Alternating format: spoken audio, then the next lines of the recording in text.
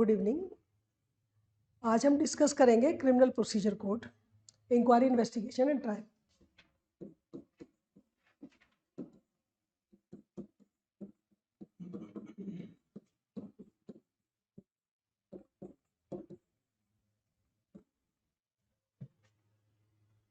इसको हम पहले बहुत आसान शब्दों में समझेंगे, एक घटना से लेकर। Suppose there is one incident on A spot, this is the spot. Incident is of quarrel,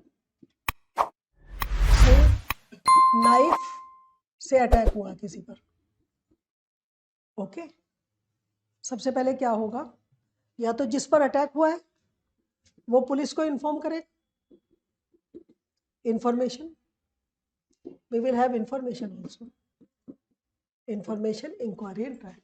police को इन्फॉर्म करेगा 100 और 112 पर। ओके, आजकल 112 है। This will go to PCR, police control room. यहां पर एक डीडी एंट्री रिकॉर्ड होगी पीसीआर के लेवल पर। This DD entry will go to concerned police station of the jurisdiction. There also another DD entry would be recorded. This is DD entry 1, this is DD entry 2. Okay. यहाँ ये कहा जाएगा कि फला फला जगह पर फला टाइम पर फला बंदे ने ये वारदात की है, किसी अफसर को भेजा जाए। अफसर जाएगा कंसर्न पुलिस स्टेशन का। PCR will reach to the spot. If the injured is to be taken to the hospital, they will take him to hospital, and police officer will reach to the spot on the DD entry recorded by his police station. He will inquire about the injured and the accused, right? Injured and accused. And he will conduct preliminary inquiry. Preliminary inquiry. Honorable Supreme Court clearly has stated that preliminary inquiry by the police officer could be only relating to whether it is cognizable offence or non-cognizable offence and none else. Police officer will check whether it is cognizable offence or non-cognizable offence.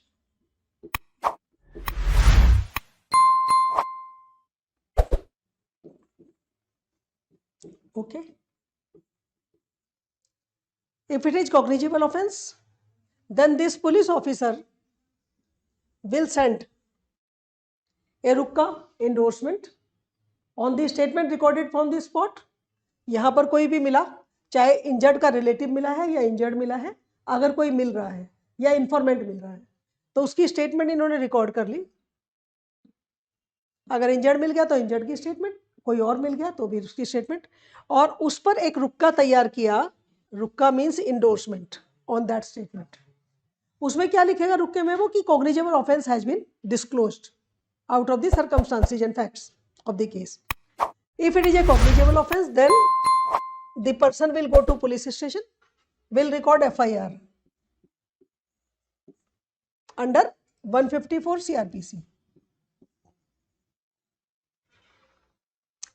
FIR का नाम first information report है, लेकिन वो first information नहीं है, that is a third information. First information that was given to the police station PCR where the DD entry was recorded. Then this information was sent to another place, that is a police station concerned. वहाँ पर second DD entry was recorded, and then the person has gone to the spot and found that some cognizable offence has been conducted, right? Then for cognizable offence, FIR under 154 CRPC would be asked to be recorded in the police station. Okay, the constable will get it recorded and will go back to the spot. Okay, then further investigation will proceed further. What would be the investigation? Injured statement under 161 CRPC. Okay, section 161 CRPC. 162 says, section 162 CRPC says, no such statement recorded under 161 CRPC shall be signed. Police officer जो भी statement record करेगा वो sign नहीं कराएगा किसी भी witness से. So this section is important. और जो स्टेटमेंट साइन नहीं है, that can not be a piece of evidence. That can be used for the purpose of either corroboration or contradiction. Corroboration under 154 Indian Evidence Act.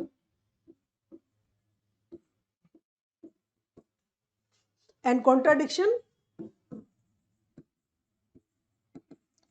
under 145 Indian Evidence Act. Clear? These statements can be used only for the purpose of corroboration or contradiction because these are not signed statement, and that is being made clear in section 162. Injured की जो statement होगी वो signed statement होगी क्योंकि वो उसको attest करेगा IO, और वो that would be treated as complaint. So complaint would be signed statement. Other statement of the witnesses would be under 161 CRPC, and 161 CRPC करने के लिए उसे सेक्शन सभी विटनेसेस को अटेंडेंस प्रिकोर करनी पड़ेगी 160 CRPC की. 160 CRPC का एक नोटिस देगा आईओ कि फला फला you are the witness of this case and please come in the police station, we will record your statement. So these are the provisions 154 से लेकर 162 तक. राइट. अब हम जाएंगे 164 पर. 164 CRPC क्या करता है? Statement before the magistrate. मान लीजिए कोई रेप का केस है या कोई ऐसा केस है मर्डर का है, कोई ऐसा गवाह है जो बहुत इंपॉर्टेंट है, कन्फेशनल स्टेटमेंट उसका रिकॉर्ड होना है.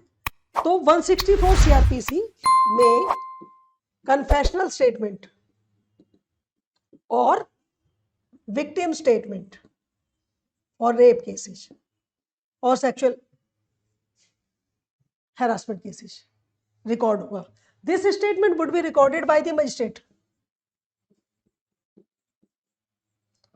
मजिस्ट्रेट का इन्वेस्टिगेशन में कोई रोल नहीं है, लेकिन magistrate is a part and parcel for recording of this statement. This statement has evidentiary value. ये क्वेश्चन आपसे पूछा जा सकता है और आपको लिखना भी पड़ेगा. एविडेंशियरी वैल्यू क्यों? Because it is recorded before the magistrate, it would be a sealed one. Right. लेकिन 161 की कोई भी स्टेटमेंट साइन नहीं है बिकॉज सेक्शन 162 क्लियर करता है इस बात को. राइट. इसलिए 161 की किसी भी स्टेटमेंट को हम सब्सटेंटिव पीस ऑफ एविडेंस नहीं मानते. These can be used only for the purpose of corroboration or contradiction under Indian Evidence Act. Okay, for the purpose of cross examination of the witnesses. But 164 has evidentiary value. Rape cases में special provision add किए गए हैं 164A, जो आजकल बहुत important है और आ जाता है. उसमें मजिस्ट्रेट के सामने जो बयान होंगे रेप केस में वो कैसे होंगे, उसको स्पेशली वीडियोग्राफ किया जाएगा. उसको अगर लड़की डिसेबल है या कोई उसके पास लैंग्वेज प्रॉब्लम है तो उसे इंटरप्रेटर और एजुकेटर दिया जाएगा और उसकी statement in the presence of some support person होगी. तो ये प्रोविजन ऐड किए गए हैं इन केसेज ऑफ रेप. ये ऐड जो किए गए हैं वो 2013 से 2018 तक की अमेंडमेंट्स में किए गए हैं. 2013 में निर्भया केस के बाद काफ़ी सारे चेंजेज आए रेप केसेज में, रेप केसेज के ऑफेंसेज में, और 2018 में बहुत सारे स्ट्रिंजेंट प्रोविजंस ऑफ पनिशमेंट करे गए. वो हम जब स्पेशली वो केसेज करेंगे तो हम बताएंगे, पर यहाँ जानना इतना जरूरी है कि ये आपका. अब अगर मान लीजिए ये तो हुआ इंजर्ड का स्टेटमेंट, स्पॉट पर मान लीजिए अक्यूज मिल जाता है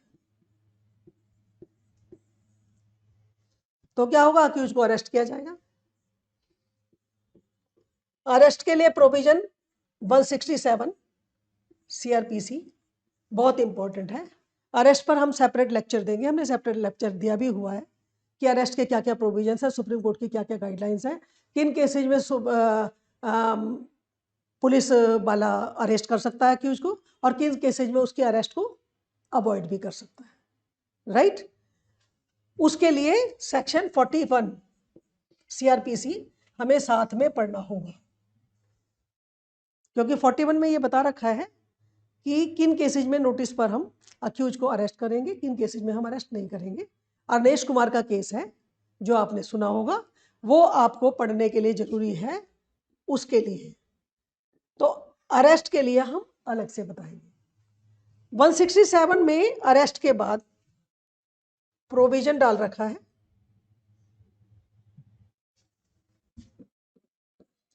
अगर अरेस्ट हो गई अक्यूज की तो प्रोविजन है 24 आवर्स में ही has to be produced before the magistrate.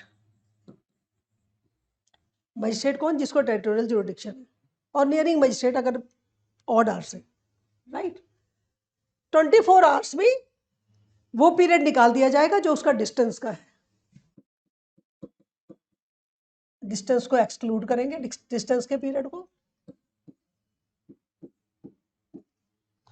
अगर 24 घंटे में वो अरेस्ट करने के बाद पेश नहीं किया जाता है तो accused would be entitle for bail on default, default bell.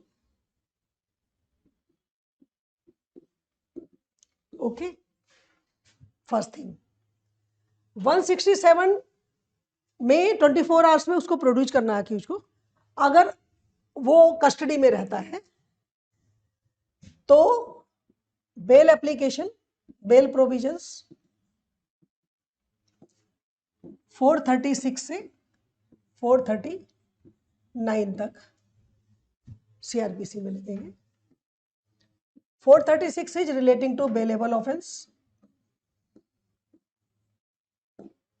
Suppose the offense is bailable in nature, then either the police station, police officer,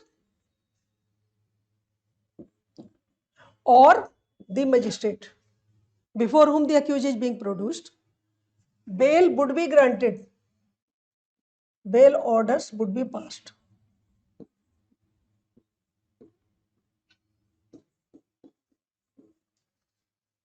In case it is non-bailable offense,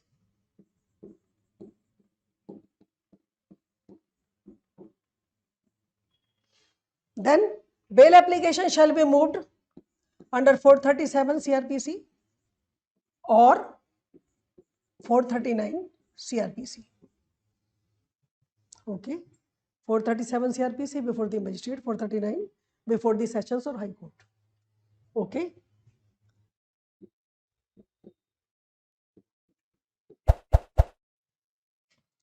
suppose इसकी bell grant हो जाती है तो investigation continue रहेगा, bell granted. Investigation continue रहेगा और उसका period of limitation जो है वो 468 सेक्शन ऑनवर्ड से कवर होगा। यानी उतने पीरियड के बीच में हमें चार्जशीट देनी पड़ेगी, right. Be clear about it. अगर बेल हो जाती है तो लिमिटेशन पीरियड इन सेक्शन से कवर होगा, लेकिन अगर बेल नहीं होती है, suppose bail not granted,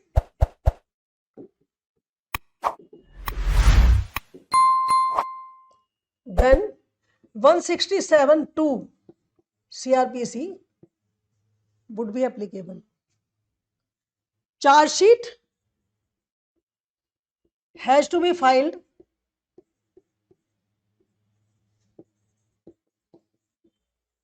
within 60 or 90 days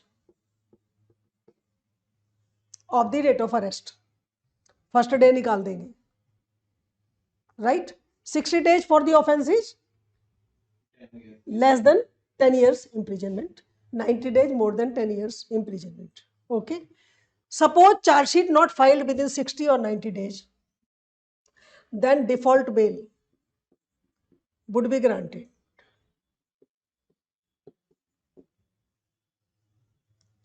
ठीक है, अगर कस्टडी में है तो ये प्रोविजन है 60-90 डेज का, अगर बेल पर है तब हम देखेंगे 468 में कि कितने समय में हमारी चार्जशीट आनी है, क्योंकि 468 कहता है कि इस पर्टिकुलर पीरियड के बाद आप कॉग्निजेंस नहीं ले सकते, तो उससे पहले चार्जशीट आनी पड़ेगी.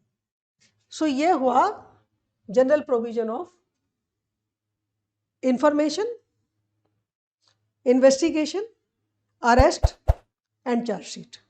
Charge sheet is under 73 CRPC. Okay. Charge sheet के बाद दिस इज चार्ज शीट, ये कोर्ट में चली जाएगी. कोर्ट कॉग्निजेंस लेगा, कॉग्निजेंस लेगा अंडर 190 CRPC. ओके, चार्जशीट पर, स्टेट रिपोर्ट पर. कॉग्निजेंस लेने के बाद रिमेंबर, कॉग्निजेंस जितने ऑफेंसेज में चार्जशीट आई है उस पर भी ले सकते हैं, उससे ज्यादा पर भी ले सकते हैं, उससे कम पर भी ले सकते हैं. Court is not bound to take cognizance for the offences for which the accused is chargesheet. तो court has to exercise its judicial mind. तो cognizance is not mechanical process. Court has to exercise its judicial mind. Okay.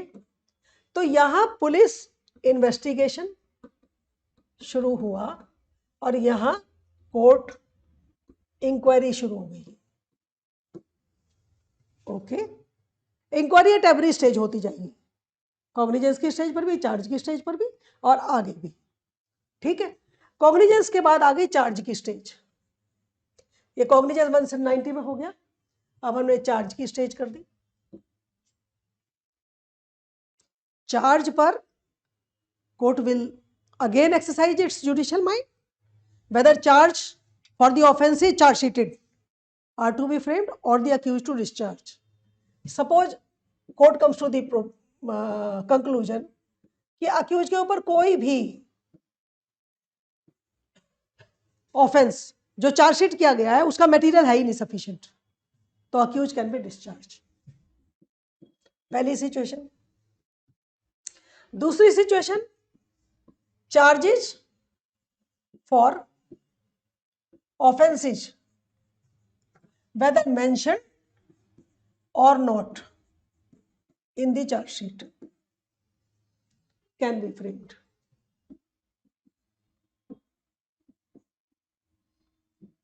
ठीक है, please remember, ये बार बार question उठता है कि क्या chargesheet में जो ऑफेंसेज नहीं है, जिनका इन्वेस्टिगेशन नहीं हुआ, उस पर चार्जेस लग सकते हैं कि नहीं लग सकते. This is courts discretion. Court can drop cognizance के टाइम पर भी और चार्ज के टाइम पर. Court can drop, court can add the charges. Charges लगने के बाद प्ली रिकॉर्ड की जाएगी, प्ली ऑफ गिल्ट. यहां ये कोर्ट का काम शुरू हो चुका है. यहां पर अब हम कोर्ट पे आ गए. ये पुलिस इन्वेस्टिगेशन है. पुलिस इन्वेस्टिगेशन के टाइम पर कोर्ट का कोई काम नहीं है, सिर्फ सिवाय सुपरविजन के. राइट. उसके बाद चार्ज पर प्ली ऑफ गिल्ट रिकॉर्ड हो गया. Suppose he pleaded guilty.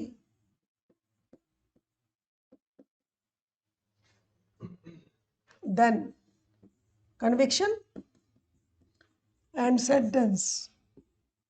Trial खत्म. Suppose he does not plead guilty.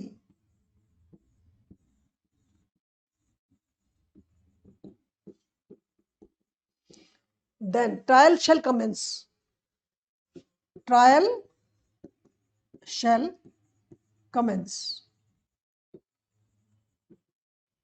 Remember, trial court में चार्जशीट आने पर कमेंस नहीं होता है. ट्रायल प्ली रिकॉर्ड होने के बाद कमेंस होता है. प्ली ऑफ गिल्ट अगर रिकॉर्डेड होगी और प्लीड नॉट गिल्टी करेगा तभी ट्रायल होगा. Trial means you prove your case. Then if you say I have not committed any offence, then you prove your case. And who will prove the case first? The prosecution. He will lead the prosecution evidence. क्योंकि prosecution उसने करा है. कोई भी case होगा state versus mister A accuse, तो state यहां पर है, पहले यही लीड करेगा अपना केस. हाउएवर मैंने एविडेंस एक्ट पढ़ाते समय ये बताया था कि ऐसी प्रायोरिटी कहीं नहीं लिखी है लिस्ट में कि एविडेंस में किसका एविडेंस पहले रिकॉर्ड होगा. But for the sake of convenience and adversary system को मेंटेन करने के लिए this is the procedure adopted कि जो असर्ट करता है वही पहले प्रूव करता है. तो स्टेट ने असर्ट किया कि इसने ये वाले ऑफेंसेज किए हैं, तो ये अपना प्रूव करेगा. And prosecution has to prove it beyond reasonable doubt. Has to prove the offence beyond reasonable doubt.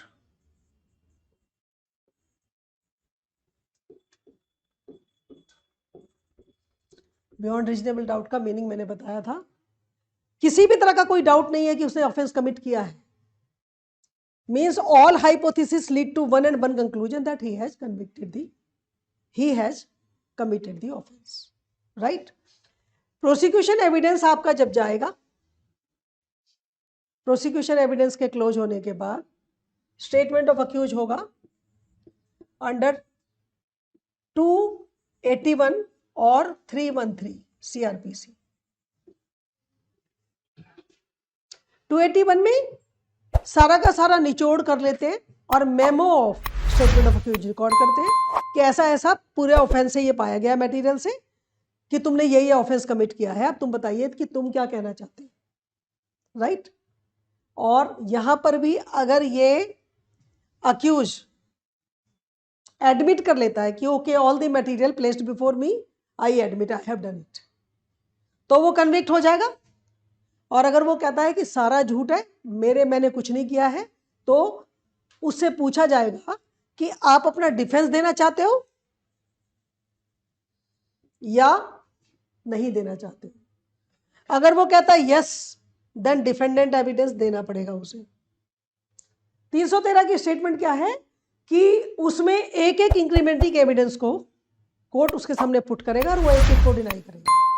Ocular evidence भी, गवाहों के बयान भी, और डॉक्यूमेंट्री बयान भी, जो डॉक्यूमेंट्स उसके अगेंस्ट एडमिट हुए, एग्जिबिट हुए. राइट. So this is 313. अब अक्यूज अगर मान लीजिए खुद को एग्जामिन कराना चाहता है कि मुझे भी कुछ कहना है, तब 315 में उसकी एग्जामिनेशन पॉसिबल है. CRPC में ये प्रोविजन किया. राइट. उसकी एग्जामिनेशन होगी. इसके अलावा वो अपने गवाह ला सकता है डिफेंस एविडेंस के फॉर्म में. अब हमारे पास प्रोसिक्यूशन एविडेंस की भी आ गई और हमारे पास डिफेंस एविडेंस भी आ गई. Both have produce their evidence for their submissions asserted. Okay.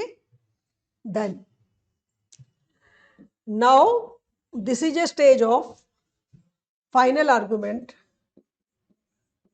when both the parties shall appreciate their evidence. उसे कहते हैं appreciation of evidence of parties. State बताएगा मैंने ये वाला स्टेटमेंट दिया, ये वाला प्रूव हुआ, ये वाला मैंने ऑफेंस लगाया था, इसके लिए मैं ये डॉक्यूमेंट लाया हूं. अक्यूज कहेगा, suppose accused says that I was not present on the spot at the time of commission, plea of alibi. तो ही विल प्रूव कि मैं लखनऊ में था या इंग्लैंड में था या कहाँ था. तो he will produce his evidence. No. Production of evidence before the magistrate और before the sessions court is just your evidence. Appreciation of evidence is final argument. जब हम एविडेंस प्रोड्यूस करते हैं तो हम एग्जिबिट करते हैं. This document is exhibited, this statement is exhibited, this suppose plea of LV ले रहा है वो, और वो ये कर रहा है कि मेरे पास लखनऊ का टिकट था, वो उसको एग्जिबिट करेगा. तो प्रोडक्शन ऑफ डॉक्यूमेंट जो है वो एग्जीबिशन ऑफ डॉक्यूमेंट होता है. Exhibition of document, exhibition of evidence, document और ओकुलर एविडेंस. बाद में with the permission of the court दे सकते हो। देखिए स्टेट क्रिमिनल केस में स्टेट चार्जशीट के साथ सारे डॉक्यूमेंट लाता है, अक्यूज जो है डिफेंडेंट, वो डिफेंडेंट एविडेंस के टाइम पर लाता है, एग्जिबिट करता है। तो there is a specific stage of producing of the document. अगर प्रोसिक्यूशन बीच में कोई और डॉक्यूमेंट लाना चाहता है चार्जशीट के अलावा, then he has to move special permission that I want to produce this document also, and that would be under section 311 CRPC।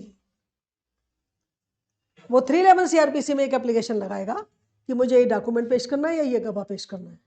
Otherwise chargesheet के अंदर लिस्ट ऑफ डॉक्यूमेंट भी होती है, लिस्ट ऑफ विटनेसेस भी होती है। Have you seen the chargesheet any time? हाँ, practically chargesheet मैं अभी आपको मंगा के दिखाती हूँ। चार्जशीट के अंदर लिस्ट ऑफ डॉक्यूमेंट भी होता है और चार्जशीट के अंदर लिस्ट ऑफ डॉक्यूमेंट विटनेसेस भी होता है। उससे बाहर अगर आपको कुछ करना है प्रोसिक्यूशन को, तो वो 311 की एप्लीकेशन मूव करेगा। इसी तरह से डिफेंडेंट एविडेंस जब वो प्रोड्यूस कर रहा है और उसे डिफेंडेंट एविडेंस प्रोड्यूस करने के बाद वो लिस्ट ऑफ विटनेसेस और लिस्ट ऑफ डॉक्यूमेंट पेश करेगा कि मुझे इस पर डिफेंस देना है, और अगर उसे उसके अलावा देना है तब भी वो 311 मूव करेगा। एप्रिशिएशन ऑफ एविडेंस की स्टेज फाइनल आर्गूमेंट में होती है, जहां दोनों पार्टीज अपने अपने एविडेंस को अप्रिशिएट करते हैं। Final argument is the appreciation of evidence of both the parties. दोनों अपने अपने एविडेंस को अप्रिशिएट करते हैं। एप्रिशिएशन मीन्स कि आपने ये बताया कि देखिए जी मैंने ये वाला डॉक्यूमेंट पेश किया था, मैंने लखनऊ वाले अपनी टिकट दी है, उसको मैंने एग्जिबिट किया है, ये शो कर रहा है, वो अप्रिशिएट कर रहा है कि ये डॉक्यूमेंट शो कर रहा है कि मैं उस वक्त इतने टाइम पर इतने बजे लखनऊ में मौजूद था। हाँ, वो कॉन्ट्राडिक्ट करेगी क्रॉस में। एप्रिशिएशन जो होगा कॉन्ट्राडिक्ट करने का काम क्रॉस एग्जामिनेशन के टाइम, लेकिन आर्ग्यूमेंट जब होंगे उस वक्त एप्रिशिएट करेंगे, वो भी अपना करेंगे। तो एप्रिशिएशन जो है, जो हमने एविडेंस पेश किया हुआ उसको एप्रिशिएट कर रहे हैं कि देखिए मेरा डॉक्यूमेंट ये कहता है, I am proving this, right. तो उसे कहते हैं एप्रिशिएशन ऑफ एविडेंस। फाइनल में नहीं, फाइनल में you can not produce any evidence. बिल्कुल नहीं। ओरल एविडेंस भी, ओरल आर्गुमेंट भी आपके जो एविडेंस ऑन रिकॉर्ड है उसी पर बोलेंगे जी, जो आपने पेश कर दिया अपना एविडेंस। अगर आपने फिर फर्दर एविडेंस लाना है देन आपको 311 की एप्लीकेशन लगानी पड़ेगी जी। अगर फाइनल वो 311 के अंदर लिखा हुआ है at any stage, let me read this 311। नया एविडेंस या जो भी लाना है वो with the permission of the court ही होता है। 311 power to summon material witness और examine person present. Any court may at any stage of any inquiry, trial or other proceedings, any court at any stage may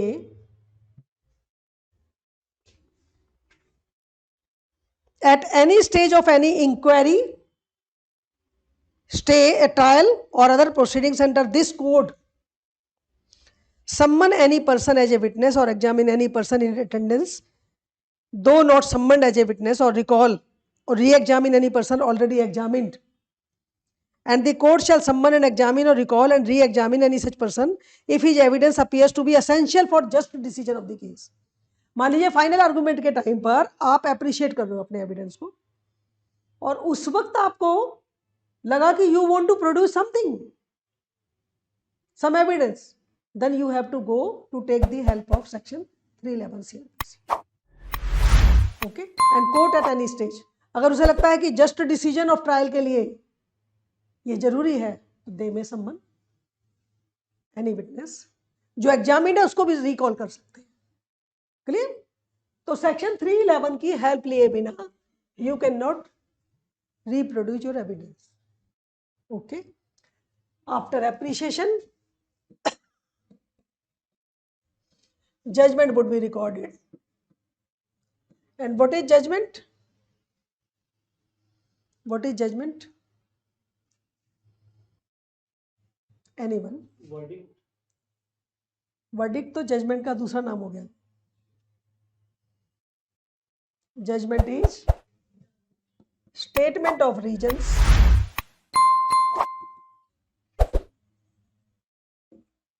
for recording conclusion. इसको अच्छी तरह से याद रख लीजिए, कभी कभी हमें सिविल में भी और क्रिमिनल में भी हमें ये पूछा जाता है, what is judgment? Judgment is statement of reasons. हमने क्यों ऐसा कंक्लूड किया, हमने क्यों कन्विक्ट किया, इसे क्यों अक्यूट किया? Judgment is nothing but a statement of reasons, okay, for conclusion. And conclusion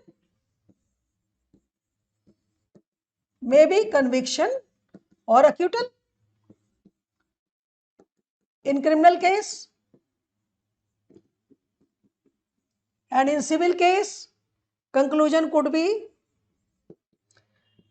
decree or dismissal of the suit. Clear? And what is the difference between decree and judgment? Judgment is statement of reasons for conclusion of or drawn of the decree. Decree is the final verdict, brief conclusion, statement of brief conclusion of the suit, right? So please remember, this is the criminal procedure code relating to information, inquiry, investigation, trial and conclusion. It recorded even hours. We used to come back by 8 o'clock, 9 o'clock, even 10 o'clock from the court. हाँ, एक page में नहीं, 2 page में, 3 page में judgement reserve हो जाती है और 3-4 दिन में लिखवाई जाती है। हमने 164 पर एक पूरा लेक्चर लिया है और हम दोबारा भी लेक्चर करेंगे उस पर। अब तो 164 में काफ़ी सारे चेंजेस भी आ गए हैं and you have to go by such changes with minute details. हाँ, please read it loudly. Before the commencement of the inquiry or trial. Before the commencement of inquiry or trial. I told you inquiry and trial कब से शुरू होता है? जब chargesheet court में आ जाती है, तो उससे पहले रिकॉर्ड होती है 164 ड्यूरिंग इन्वेस्टिगेशन। हाँ जी, एप्लीकेशन आईओ लगाएगा जी, इनकी स्टेटमेंट करानी है। कोई ऐसा विटनेस होता है जिनका उन्हें लगता है कि बाद में चेंज हो सकता है या बाद में इसकी जो एविडेंस है भूल जाएगा या बहुत इंपॉर्टेंट विटनेस है, तो उसकी स्टेटमेंट ड्यूरिंग इन्वेस्टिगेशन करानी। हाँ, वो कोर्ट उसमें भी जुडिशियल माइंड एक्सरसाइज करता है वेदर इट इज रिक्वायर्ड और कन्फेशनल स्टेटमेंट को अक्यूज का हो सकता है, अप्रूवर्स का हो सकता है। This statement is before the magistrate, so it has a evidentiary value. मैंने आपको बताया 161 की statement has no evidentiary value because 162 कहता है कि सिग्नेचर नहीं करोगे आप, साइन नहीं करोगे, right? To make it authentic and substantive evidence they do it, okay? Any questions, anything?